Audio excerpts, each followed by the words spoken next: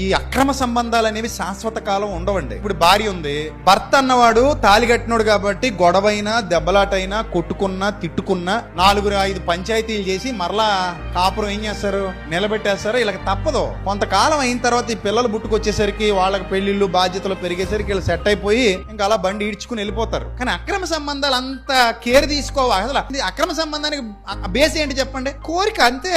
అది తీరిపోతే అయిపోయింది, అక్కడతో అది సంతృప్తి అయిపోయింది, సంపూర్ణం అయిపోయింది.